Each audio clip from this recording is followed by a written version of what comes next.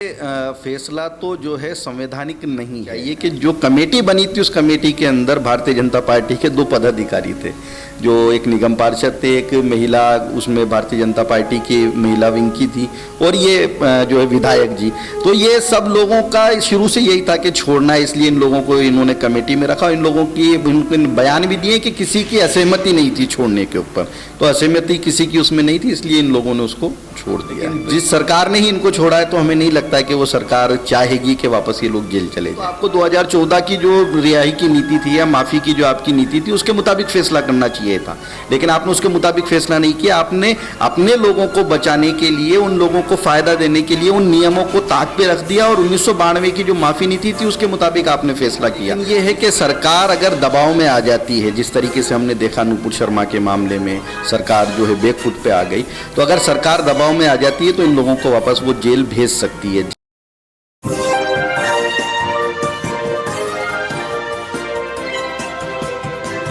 पल पल न्यूज़ से मैं हूं आपके साथ नदीम अकरम। बिल्किस बानो केस को लेकर के जिस तरीके से गुजरात सरकार द्वारा कदम उठाया गया और 11 आरोपियों की रिहाई की तस्वीरें सामने आईं, और जब रिहाई की तस्वीरें सामने आईं तो मिठाई खिलाई गई, फूल मालाएं पहनाई गई, आरोपियों का स्वागत किया गया। लगातार सवाल खड़े हो रहे हैं, तो इसी बीच कुछ जो श्रोता हमारे सुनने वाले हैं वो ये भी जानना चाह रहे हैं कि लीगल तौर पर किस तरीके से इस केस को समझा जा सकता है। इसी पर मेरे साथ बात करने के लिए एडवोकेट अंसार इंदौर साहब मौजूद हैं। सर, मैं सबसे पहले जानना चाहता हूं बिल्किस बानो के केस को लेकर के जो गुजरात सरकार ने कदम उठाया उसे किस तरीके से देखा और समझा जा सकता है कानून के मुताबिक? देखिए, मेरे नज़दीक तो ये केस रेप की सज़ा का रेप है। एक विक्टिम जिसकी 3 साल की बच्ची को मार दिया गया, जिसके 5 साल की वो प्रेग्नेंट थी, उस वक्त में उसके साथ गैंग रेप किया, उसके 14 लोगों को उसकी आंखों के सामने मार दिया गया। तो ऐसी एक जुर्म करने वाले लोगों को सरकार ने छोड़ दिया है, ये अपने आप में सजा के रेप करने जैसा है। तो लीगल मामलों में देखें उस नज़रिए से तो इसके अंदर जो एक विक्टिम था भगवान दास, राधेश्याम भगवान दास, वो सुप्रीम कोर्ट गए थे कि हमें जो है इसमें रिहा किया जाए माफ़ी के उस साथ में, लेकिन सुप्रीम कोर्ट ने वो आदेश उनको नहीं दिया। उन्होंने ये कहा कि आप जाइए और गुजरात सरकार को ही आदेश दिया कि इस मामले में जो भी उचित कदम है, वहाँ के जो भी आपके रूल रेगुलेशन है नियम अनुसार उसमें कार्रवाई कीजिए। गुजरात सरकार ने वहाँ एक कमेटी बनाई और कमेटी बना करके उस कमेटी को कहा कि इसका पूरा जो है रिपोर्ट रेडी कीजिए और उसके बाद इसके अंदर एक डिसीजन दीजिए, अपनी सिफारिशें कीजिए, और उस कमेटी ने सिफारिशें की कि इनको रिलीज़ करना चाहिए। लेकिन इसमें आप बड़ी चीज़ देखिए, असल में गुजरात सरकार ने 2 नीतियाँ माफ़ी के लिए बनाई है। एक नीति है 1992 के अंदर और एक नीति है 2014 में। 1992 की नीति 2014 में ख़त्म हो गई। 2014 में नई जो माफ़ी नीति थी, उस माफ़ी नीति के मुताबिक जो जघन्य अपराध हैं, जो बड़े अपराध हैं जिसके अंदर हत्या है, बलात्कार है, ऐसे लोगों को माफ़ी नहीं दी जाएगी। और 92 के अंदर ये था कि उसके अंदर हम सोच सकते हैं।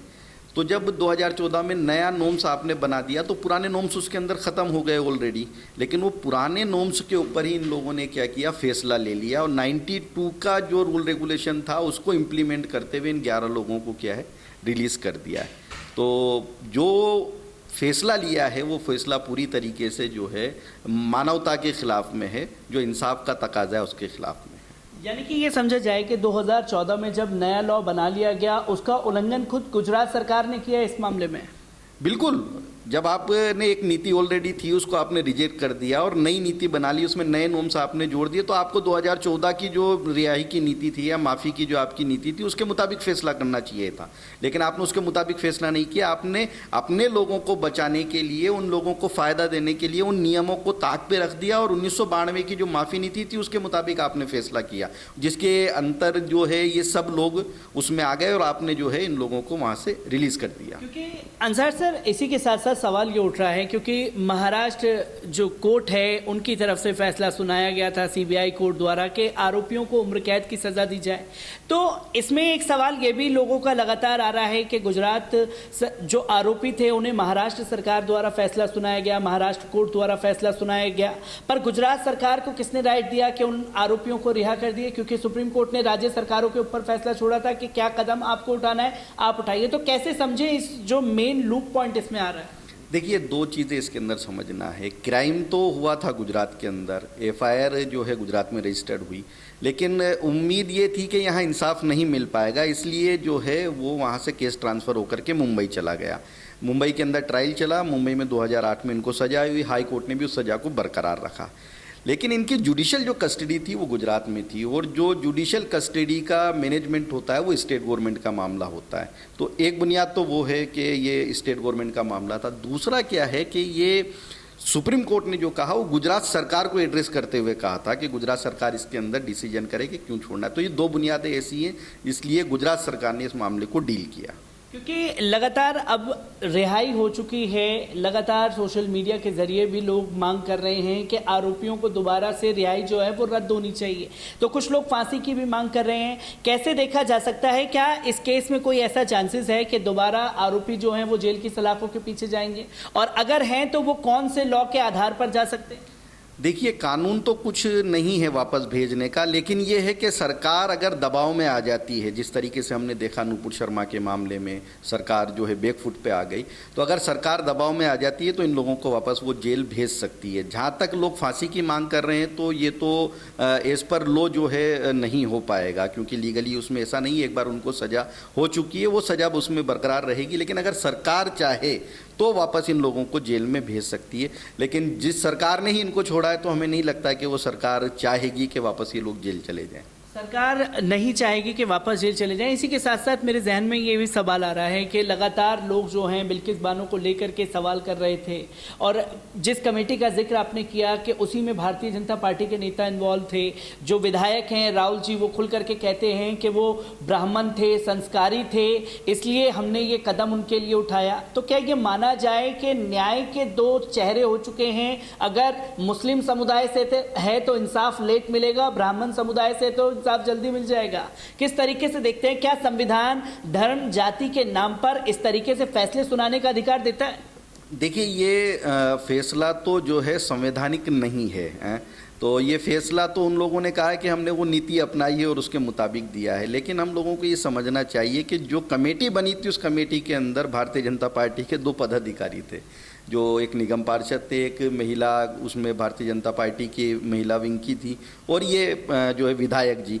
तो ये सब लोगों का शुरू से यही था कि छोड़ना है, इसलिए इन लोगों को इन्होंने कमेटी में रखा। इन लोगों की इनके बयान भी दिए कि किसी की असहमति नहीं थी छोड़ने के ऊपर, तो असहमति किसी की उसमें नहीं थी, इसलिए इन लोगों ने उसको छोड़ दिया है। तो ये संवैधानिक तो नहीं है। ये इन्होंने अपने लोगों को या जो भी ये विक्टिम थे इन लोगों को रिहाई करने के लिए इन लोगों ने सारे नियमों को ताक में रख करके इनको छोड़ दिया। लीगली तौर पर एक आखिरी सवाल लेना चाहूँगा, अगला कदम क्या हो सकता है अगर आरोपियों को दोबारा जेल की सलाखों के पीछे नहीं भेजा जा सकता है? लोग ऐसे में क्या करें कानूनी को देखते हुए?